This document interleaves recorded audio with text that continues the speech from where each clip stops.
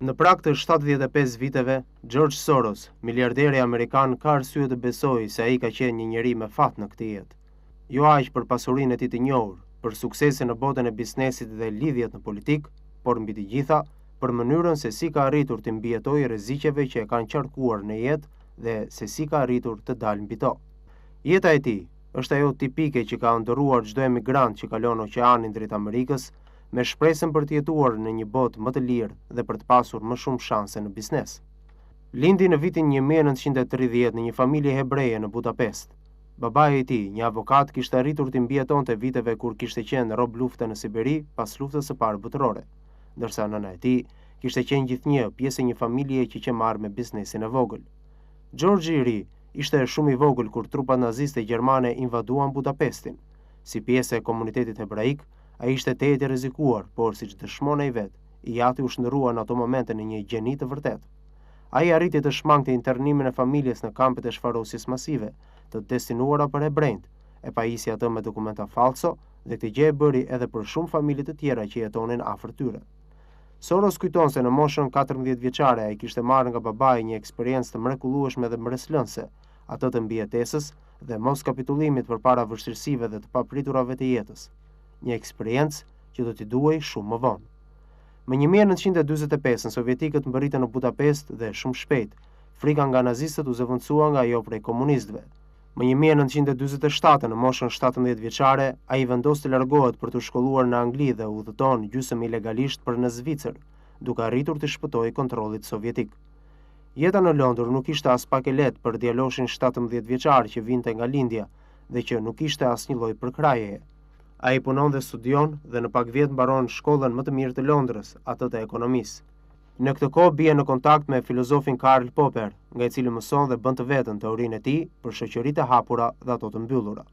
Një teori që do ta influencojë mjaft në jetë, por edhe në aktivitetin e tij. Në vitin 1956 transferohet nga Londra në New York, në kërkim të fatit, siç bënin me mijëra emigrant lindor në atë kohë dhe me sa duket, fati është me të. Arrin që brenda pak vitesh të krijojë një pasuri të kënaqshme dhe në fillim të viteve 80 ishte menaxheri një pasurie që llogaritej rreth 10 miliardë dollar. Pasuri e fituar përmes spekullimeve në bursë, shitblerjeve dhe investimeve të shpejta. Krahas me aktivitetin tregtar, ai përfshihet edhe në një aktivitet të dendur bamirësie si dhe politik, në mbështetje të disidentëve të Europës lindore, si dhe në favor të rrëzimit të regjimeve komuniste atje.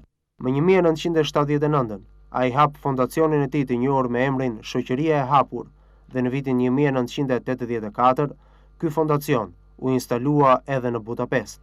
Roli i fondacionit dhe i tij personal i investuar mjaft në rrëzimin e komunizmit ishte po kaq i rëndësishëm në këto shoqëri në tranzicion, që nga viti 1990 e këtej ai ka dhënë miliarda dollar për përmirësimin e standardeve demokratike në këto vende, për rindërtimin e shkollave dhe pajisjeve të tyre siç ka bërë në Shqipëri e të tjerë.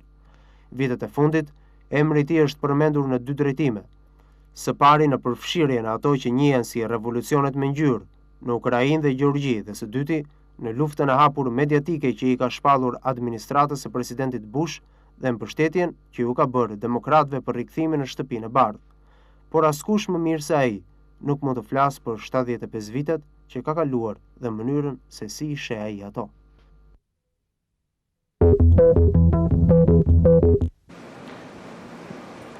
Mr. Soros will come in Tirana and will come in my show. I think has been a very difficult visit, a little bit intensive. In what way? In the way of the program. Has been very, very intensive, the program of your visit. Well, I'm used to that. I heard you are visiting the East countries or the countries where you have your foundation in the last 2 weeks. That's right. That's right. It's difficult to fly from one country to another one. Well, it is busy. I've been to Ukraine and Romania and the Czech Republic and Hungary, and this is I guess my sixth visit, sixth country to visit in 2 weeks. And this is your second visit in Albania? No. I've been here many times, particularly in the early years. I came here quite often. Now, Albania is beginning to develop, and I don't think it needs my attention that much. It depends. When has been your first visit here? I think in 91 or 92. And what was your impression from my country? Well, it was at that time one of the most backward, isolated countries. I remember next to the airport, you had these bunkers all over the place. There was Ishte vërtet një vend I përpambetur, I shtypur, një vend që kishte vuajtur për një kohë të gjatë. Në fakt, fondacioni bëri diçka që se bëri në asnjë vend tjetër. Ai u angazhua në rindërtimin e shkollave. Më duket se kemi rindërtuar 275 shkolla. Të gjë nuk e bëm në asnjë vend tjetër. It engaged in rebuilding schools. Yes. We rebuilt, I think, about 275 schools, which we didn't do in any other country. It was necessary because the people had destroyed the schools, because the old regime Mendoj se njerëzve u dukej sikur shkollat largonin fëmijët nga prindrit. Kështu prindrit ishin të inatosur dhe shkatruan shkollat. Ne rindërtuam ato me pjesëmarrjen e komuniteteve. And we rebuilt them with the participation of the communities.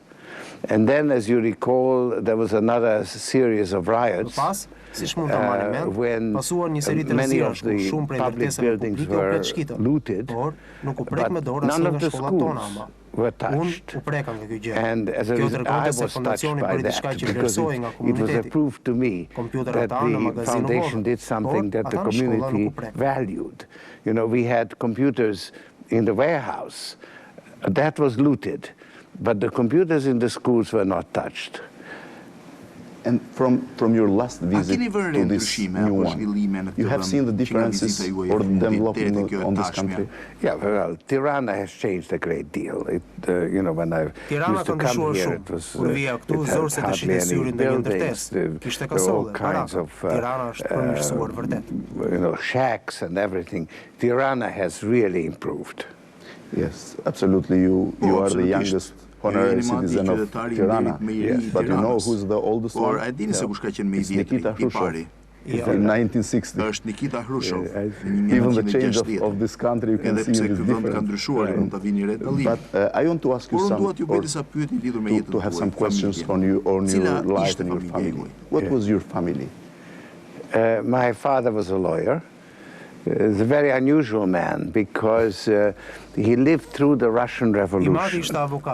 He was a prisoner of war in the officer in the Austro-Hungarian army, and he was a prisoner of war in Siberia, and he organized an outbreak of the prisoners, and as a result he got caught in the revolution in Siberia, and that really shaped his life. And in many ways he told me about his experiences, and that had a great effect on me. My father has influenced me very much. Your family survived on two very bad experiences, Nazis and then the beginning of the communism in Hungary. Yes. How do you remember that time?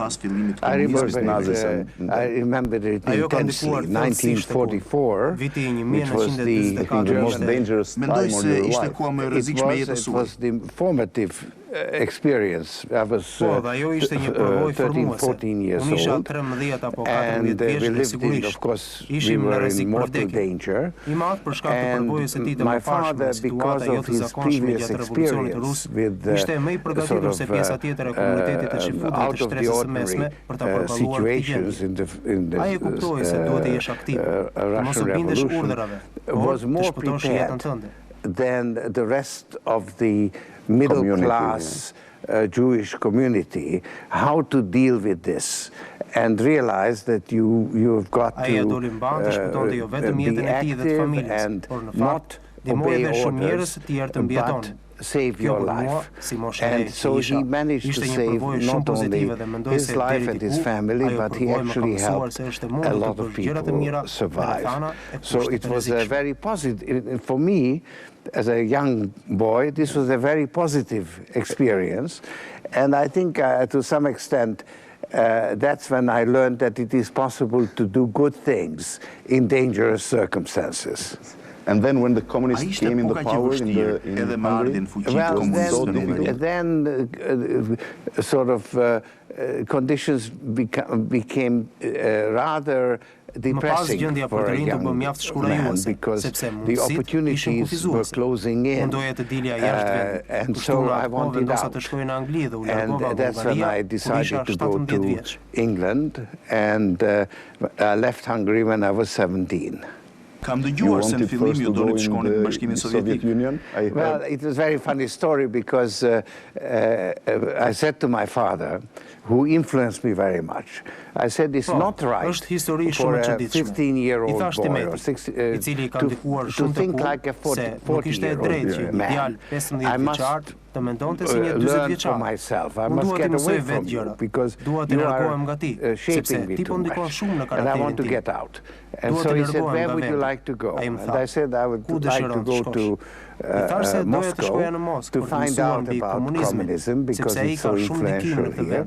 Or I would like to go to London, because we've been listening to the BBC, and it appeals to me. And so my father said, I know everything about Russia.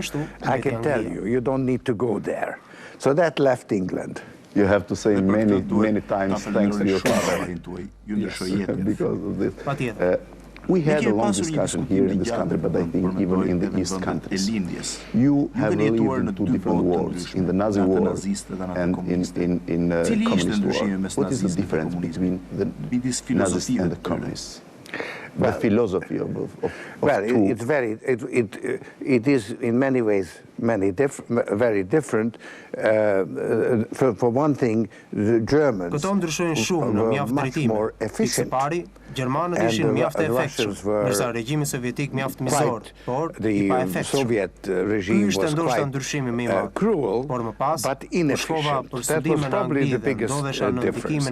But then, when I went to England to study, and I came under the influence of Karl Popper, the philosopher, he pointed out that there is also a very fundamental similarity, that both the Nazis and the communists believe that they are in possession of the ultimate truth, that they have the right recipe of what society should be like.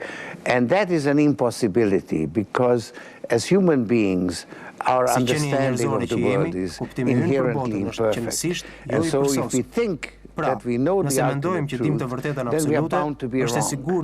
And then that doctrine can only be imposed by force, repression.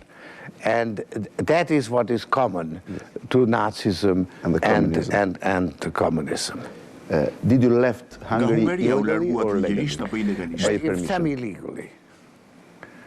Semi-legally. I had a passport didn't have an exit visa, but I got out. You left Hungary in 1947, and when you returned for the second time in your country? I think in 68. And you have seen the difference in 20 years?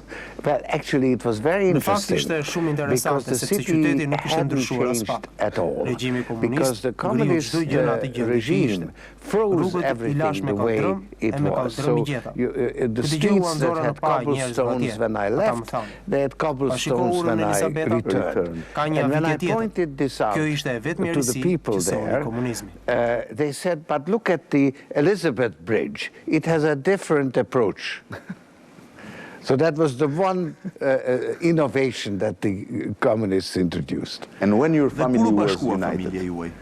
In 56. When the Hungarian Revolution, my parents walked across the border and joined us in America. In America. Yeah. Was difficult the life of an East immigrant in London in the early 50s? Yeah, it was rather difficult because I was 17 when I arrived. I thought very highly of myself because I had lived through many adventures and I survived. And the British didn't pay any attention to me. They couldn't care less who I was. And so I felt very neglected and lonely. And it was on that time when you met for the first time Karl Popper? When I went to university, London School of Economics, I read his books, and they influenced me very much. And when I had to choose a tutor, I chose him. And when you left London for United States, and why? That was in 1956, and basically at the time there was something called the dollar gap. You know, everybody talked about the dollar gap. And I personally had a dollar gap. I didn't have any money, so I wanted to get rich, and that's why I went to the United States. And you had the first fortune. I had a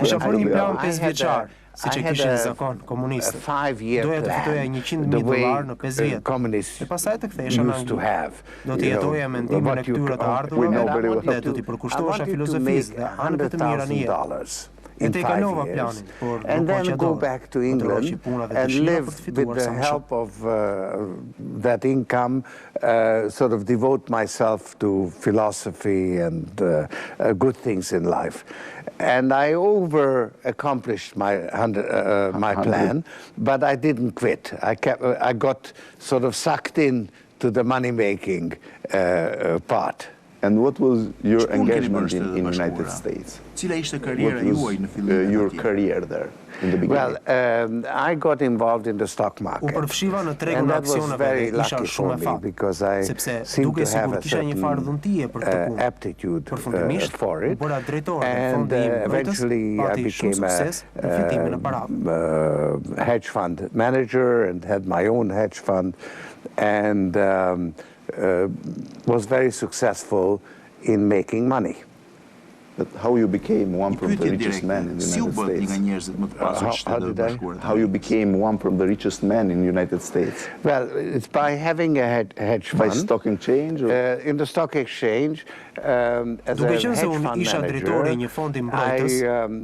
manager is rewarded by getting 20% of the profits for the management team. And I kept the profits in the fund, and so I owned an increasing share of the fund.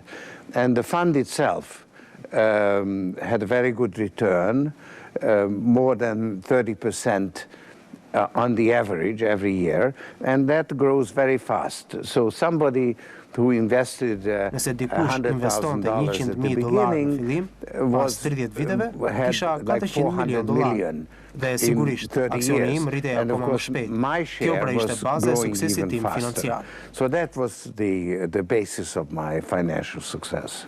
At that time when you were involved in the American life, in American society, what was the impression of the Americans about the life of the East countries, or the societies of the East countries?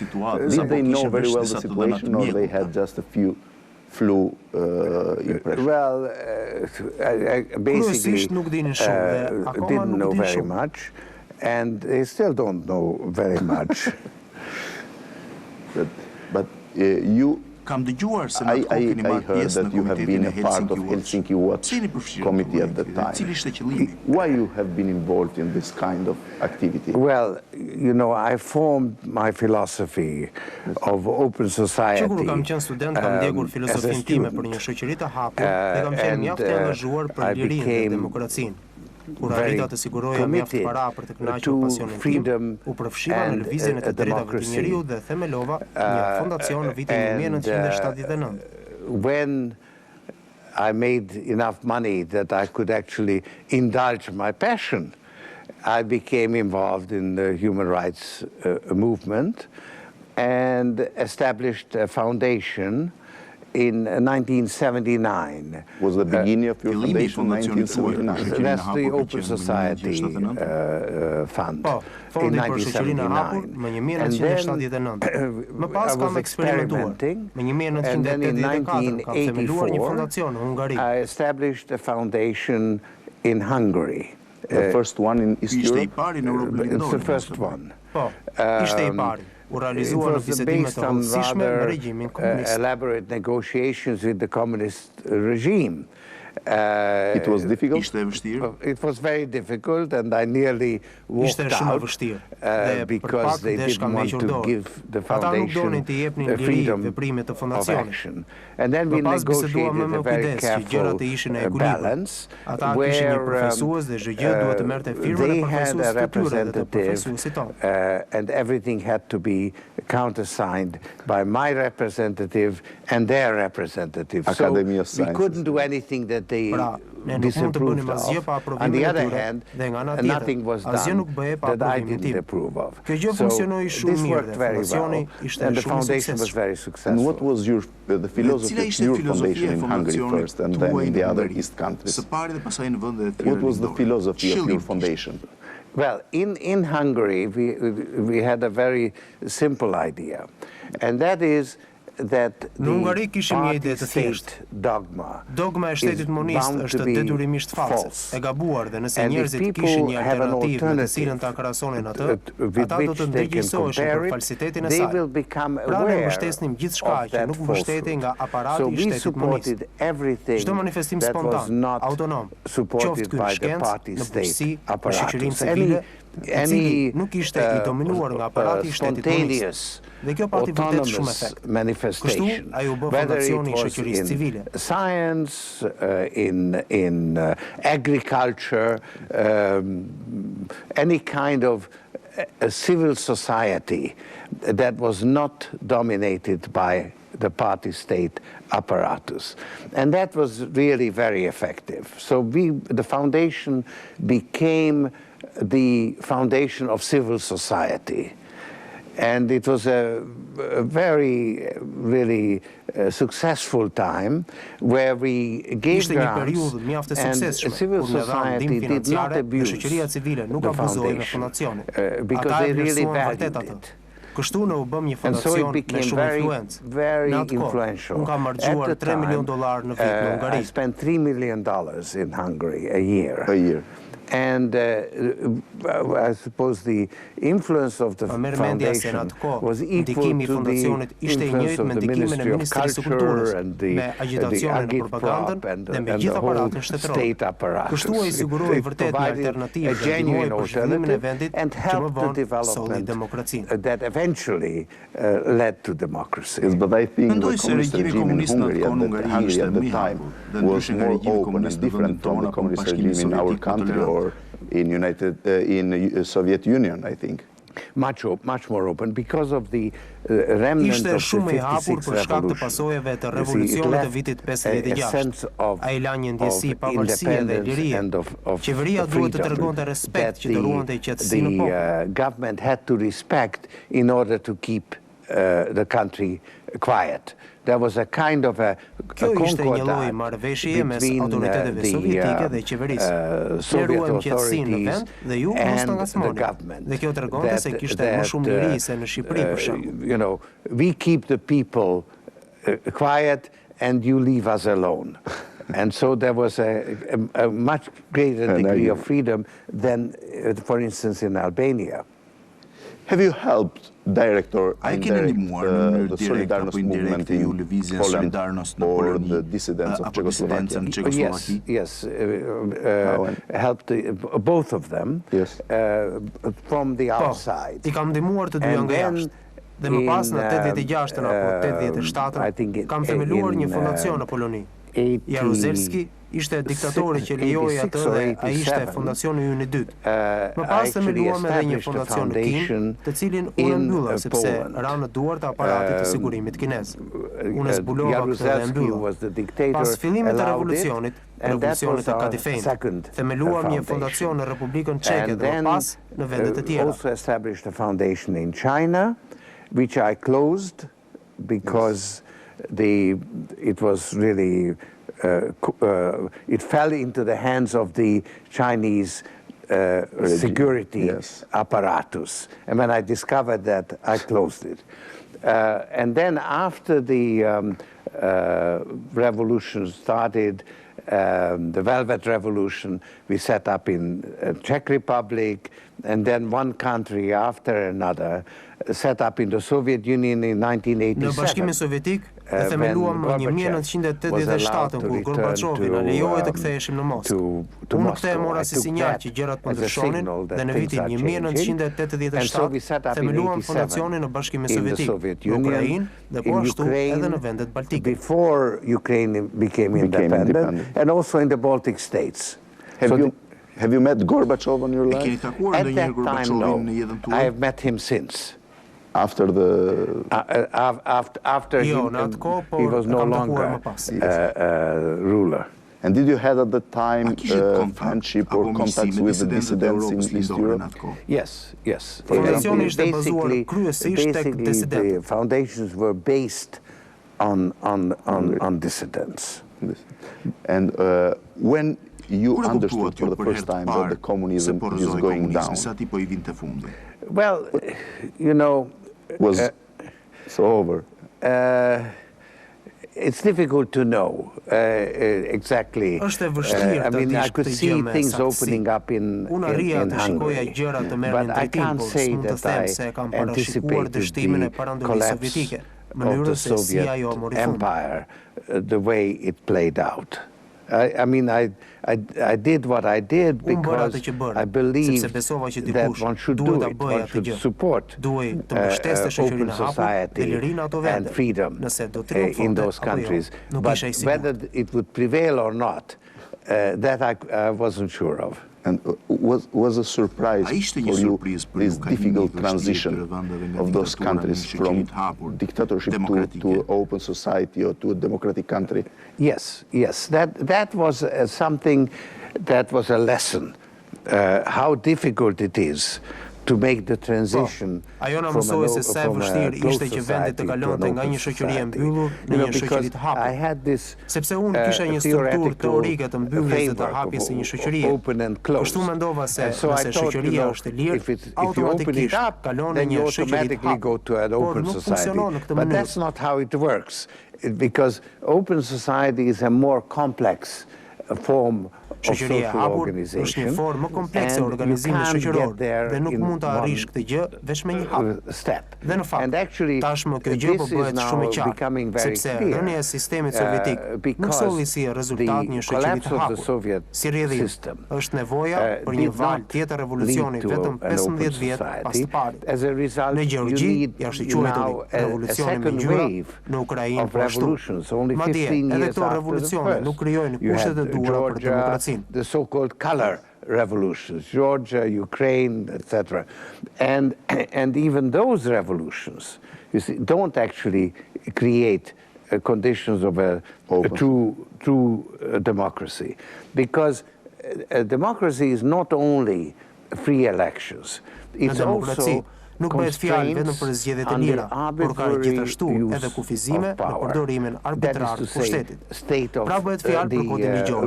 Dhe kjo kërkon një sistem gjyqësor me një funksionim të plotë dhe me një paketë ligjore që përcakton qartë rolin e pjesëve të ndryshme të qeverisë.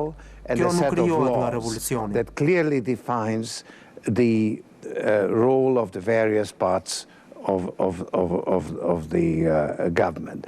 And that is not created by a revolution. Yes. So, for instance, in Ukraine, in the Orange Revolution, për shembull, pas revolucionit portokalli në Ukrainë, njerëzit donin të ridrejtoheshin pas aktësive të privatizimit në regjimin e mëparshëm, por ata nuk kishin kodin ligjor. Kështu, edhe akti ndërgjegjës ishte arbitrar. Pra në të vërtetë nuk ishte ndryshim regjimi, por ndryshim personalitetesh. Dhe mendoj se ky ishte një mësim shumë i rëndësishëm edhe për Shqipërinë. Mendoj kështu sepse ju keni një problem mjaft serioz, korrupsion. Nëse ju e luftoni korrupsionin me mjete arbitrare, nuk keni asnjë përmirësim. Në fakt, po e përkeqësoni situatën. And I think that's a very important lesson also for Albania, I think, because you have really a serious problem of corruption, but if you pursue corruption by arbitrary means, then you actually don't have an improvement. You could actually have a worse situation than you had before. You know, Putin said that he is going to be ka se do të vendosë diktaturën e ligjit. Me këtë donte të thoshte se të gjithë e kishin thyer ligjin dhe do të zgjidhte ai se kë do të përsekutonte. Pastaj zgjodhi atë njeri që përkënte kërcënim politik për të dhe e futi në burg. Pra duhet të jesh shumë i kujdesshëm në këtë aspekt. The one man who posed a political threat to him and put him in jail. So one has to be very careful in that respect. Absolutely. And do you think our road to democracy should be difficult also? I think Albania is actually, I'm very pleased to see the progress that Albania is making. I get a very favorable impression of developments. Where you have seen this progress? I see, look, I see the young people. I'm very proud of the fellowship program that the foundation has introduced. And people educated abroad, returning and working in both in the central government and in local government, and associated with both major parties. And I think that they will have a positive influence. And the Soros Foundation is making a very good job on this way.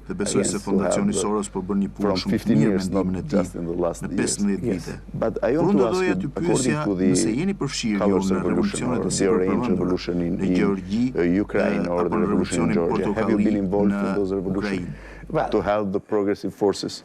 Yeah, we were involved in the sense that the foundations created u përfshim në sensin që fondacionet mbështesnin ato forca që kërkonin demokracinë. Pra krijoi kërkesën për demokraci. Po ashtu, fondacioni organizoi sondazhe pas votimit. Democracy. And also the foundation organized exit polls. Yes. And so, for instance, in Georgia, për shembull, në Gjeorgji, kur ishin bërë të ditura rezultatet zyrtare dhe sondazhet pas votimit dhanë një rezultat tjetër, njerëzit besuan tek sondazhet. Gave a different result. The people actually believed the exit polls. Mr. Soros, you had some problems, you said, on your Soros Foundation in China. But I think you had also problems 10 years ago, even in Albania. Jo tamam, në krahasim me problemet që patëm në Kinë. Compared to the problems we had in China, not really. How was your meeting with Prime Minister Berisha? I think it was you didn't have a family meeting. Ishte një takim familjar, i ngrohtë dhe pa probleme. Ne kemi pasur probleme në të shkuarën, por nuk I përmendëm. No problems. No problems more. Well, we used to have. We had problems in the past, but we didn't talk about it now. And now you think this story is over? Well, look, I think that I will not get personally involved. Mendoj se unë nuk do të përfshihem personalisht në çështjet e brendshme të Shqipërisë. Mendoj se tashmë Shqipëria është mjaft e pjekur dhe çdo lloj ndërhyrje nga ana ime do të jetë any kind of external intervention on my part would be totally out of place. I want to ask you something which is interesting not Tani duhet ju pyes për diçka që nuk është interesante vetëm për ne, por edhe për vendet lindore. The real Ato të jetë i vështirë integrimi i vërtetë i këtyre vendeve në Bashkimin Evropian. Just about Albania, who is out, but even Hungary or Czech Republic, which are për Hungarinë, për part of the European Union. But në të in the vërtetë ato reality, kanë they vështirësi have të the shkrihen në këto difficulty to be Mendoni se do mixed të jetë një rrugë e vështirë në të ardhmen dhe për ne vetë. What do you think should be difficult in the future? No, I think that the countries that have been admitted have the full benefits unë mendoj se vendet që janë pranuar membership përfitojnë të gjitha të mirat e anëtarësisë dhe në fakt po zhvillohen më shpejt se sa pjesa tjetër e Europës, sepse po ecin me growing kohë. faster than the rest of Europe because they are catching up. And Bulgaria and Romania have their problems, and Bulgaria unless dhe they Rumania pull do të themselves kenë together, probleme they nëse may nuk not harmonizohen, nuk actually bashkëpunojnë. get into Ka the mundësi që të mos hyjnë në European Bashkimin Union Evropian, sepse because tashmë the Bashkimi European Evropian ka Union problemet e veta now politike has për its momentin. Sikur e ka humbur vrullin që e ka shtyr përpara dhe aktualisht ndodhet në një pikë të vdekur nga ana politike. That has been driving it forward and is currently in a political stalemate where it's not in danger of disintegration because it has a very sepse ka një strukturë burokratike mjaft të përpunuar. Dhe kjo inerci burokratike do ta mbajë atë të bashkuar, por jo të ecë përpara. Aktualisht nuk mund të arrihet në asnjë konsensus për të marrë vendime politike. Pra është disi një gjendje inercie. Keep it moving forward because currently no consensus can be found for taking political decisions. So you have a kind of a state of inertia. Do you have any concrete plan to help Albania? Well, the foundation will continue. It will continue in a Fondacioni do të vazhdojë në një mënyrë tjetër, sepse unë mendoj se ju nuk keni më nevojë për shkolla. But I think the fellowship program is important. I think it would be important mendoj for se the do të jetë i people rëndësishëm për who njerëzit have që janë come kthyer back për të to formuar form klube dhe clubs shoqëri. and Pra associations. fondacioni do të japë mbështetjen e tij. So the foundation will continue and we will continue supporting it, but not with the kind of scale that we had in the past because it's not appropriate. And I'm very happy to visit Albania, but my personal involvement is not as intense as it was in the past. But you have been launched in a campaign for the integration of the Roman community into the societies of the Albanian or the other societies. What is your philosophy? It should be difficult, I think. Yeah, I regard the Roma problem one of the perhaps the most serious problemin e romëve unë e konsideroj si një nga problemet më serioze që ka të bëjë me dëbimin nga shoqëria. Është një klasë shoqërore me mundësi jo të barabarta me pjesën tjetër të popullsisë. Pjesa tjetër e popullsisë bën një qëndrim armiqësor dhe shumë negativ ndaj romëve. Duke marrë parasysh kushtet fizike në të cilat jetojnë romë. Ky pra është realiteti. Towards Roma and given the physical conditions in which the Roma live, this is, there is a basis in reality. So it's a vicious circle that needs to be broken. And I think it's the worst case of social exclusion in this region. And therefore, it's important to deal with it. You can see in France today that you have a similar case of exclusion towards the Muslim immigrants. And decades of neglect, and you now have social unrest. Now, I don't think that anything like that is likely to happen with the Roma here. But I think you need to deal with this. And it's also something that the foundation can help to resolve. We have been working at it for 15 years. And we have helped to bring about an emerging young Roma Kjo thyen stereotipe. Fatkeqësisht, ne nuk e kemi bërë këtë gjë në Shqipëri. Formacioni në Shqipëri nuk është përqendruar kaq shumë në çështjen e Romëve.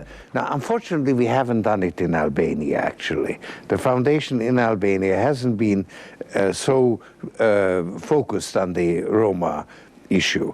But in the other countries, in Romania, Macedonia, and so on, we have done it. And these people now can argue their own case. And so I think this decade of Roma inclusion will make a real difference in the position of the Roma. But I think in Macedonia and Kosovo, the Roman problems is more evident than here in Albania, because they have more problems. I want to ask you, Mr. Soros, about your engagement or your announcement in the early 90s about the disintegration of Yugoslavia. Have you pushed the Clinton administration to fight on Milošević regime? Yes. I was very eager to get the Clinton administration to take a more muscular, more aggressive position against Milošević, because Milošević was committing genocide, effectively, or at any rate, very widespread violations of human rights. And I gave a significant contribution to Sarajevo in the hopes that actually by engaging in humanitarian relief, the humanitarian workers would get protection from NATO. It didn't actually happen that way. But that was the idea. And so I was also very much in favor of stopping the atrocities in Kosovo. So, because I believe that you have to deal with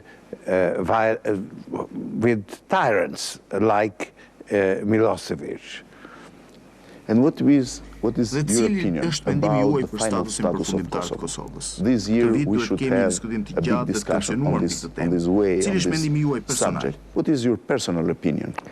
I think it's high time to deal with this issue. Mendoj se ka ardhur koha e dur për ta shqyrtuar këtë çështje. Përfundimi duhet të jetë një Kosovë e pavarur, sepse nuk ka rrugë tjetër për të ruajtur bashkimin me Serbinë. A union with Serbia can be maintained. However, there has to be Gjithsesi, duhet të mbrohen minoritetet. Në ditët e sotme situata ka ndryshuar, janë ndërruar vendet. Minoritetet në Kosovë përbëjnë Romët dhe Serbët. Dhe për ata duhet të sigurohet një mbrojtje. And the Roma, for that matter, that constitute the minority, and there has to be protection for them. Mr. Soros, what are your problems with Bush administration? Quite deep-seated. To my greatest astonishment and regret, I find that the Bush administration opposes to the principles of open society. I didn't expect that America, which is after all the most established, oldest, most prosperous open society, could be endangered by the behavior of its leadership. And in fact, after the terrorist attack of 9/11, that the Bush administration has exploited for its own purposes. That is what has happened. And I spoke out against it very openly. And I continue to do so. And what is the biggest mistake the Bush administration or President Bush made in the Middle East? Well, unfortunately, my worst expectations have come true. Fatkeqësisht janë realitet gjërat më të këqija që kam pritur unë prej tij. Pushtimi i Irakut kishte pasoja shumë negative. Populli amerikan e kupton të gjë dhe tani janë 2-1 ndaj përfshirjes në Irak. Por populli amerikan nuk e ka kuptuar akoma se vetë lufta kundër terrorit ishte ideja e gabuar.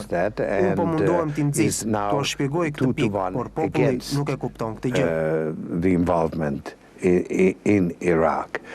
But what the American public hasn't yet recognized, that really is the war on terror.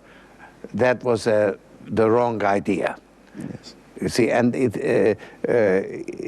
this point, I'm pushing it, I'm trying to explain it, but people don't understand it. That you see, terrorism is unacceptable. Because terrorists kill innocent people for political purposes. And whatever the purpose, whatever the justification, it's not acceptable. But then, in dealing with terrorism, protecting yourself against terrorism, if you engage in war, and you take that literally, war, by its nature, claims innocent victims. So you end up doing the same thing as the terrorists. And thereby, you actually help their cause, because they can then gain the sympathy of the victims. And then you can't catch the terrorists because they have the support of the population. So it's a counterproductive way of fighting terrorism. It's not a point, maybe people in Albania will understand it, but in America they don't. You said that the Bush intervention in Iraq has produced more terrorists than before. Unfortunately, that is the case. I mean, there are many more people willing to kill Americans than before. Do you will support the Democrats on the 2008 presidential campaign? Yes, look, I believe that a group of extremists have captured the Republican Party. Unë besoj se është një grup ekstremistësh që kanë pushtuar Partinë Republikane. Kjo gjë e ka minuar demokracinë Amerikë. Për të rivendosur atë, duhen ndërzuar udhëheqësit e tanishëm të Partisë Republikane. Kjo gjë mund të bëhet vetëm nga demokratët. Prandaj unë mbështes ata dhe shpresa ime e vetme është që kur të rrezohet udhëheqja, republikanët do të rigjejnë partinë e tyre. Therefore I support the Democrats, and my hope is that when this leadership has been defeated, the Republicans will recapture their own party. And then you will be back to a balance between two democratic parties. And to some extent it's already happening, because the Republicans are now rebelling against the Bush administration. The Bush administration doesn't control Congress the way it did a year ago. Who's the best candidate from the Democrats on the way to the White House? It's too early, and I don't really. I support whomever the Democrats Mrs. Clinton, for example? Pardon? Mrs. Clinton? Look, in my opinion, she would make a very good president. Për mendimin tim, ajo e kryen shumë mirë rolin e një presidenti. E njoh dhe kam punuar me të dhe kam një konsiderat shumë të lartë për të. Por është ajo apo jo kandidatja më e mirë, kjo gjë duhet të vendoset nga Kongresi Demokratik. Mr. Soros, two last questions. Why you have not been involved on the politics? No, that's not for me. I think that I can express myself more freely, and I do express myself, and I consider myself politically very engaged. And I want this last question, a sincere answer. It is difficult to be a rich man. It's easier than being a poor man. Thank you for the interview and the help. I will welcome you the next time in Albania. Thank you.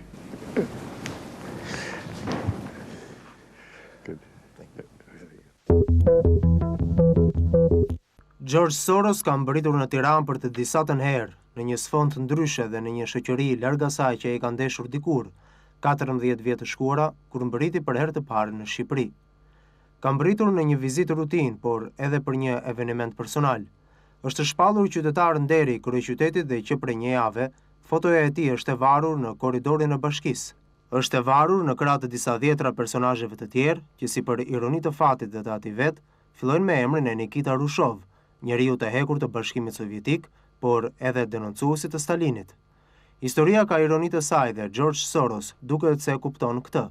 Ndaj është shprehur në një libër të tij pak vite më parë. Unë kam besuar në shoqëri të hapura dhe vijoj të besoj.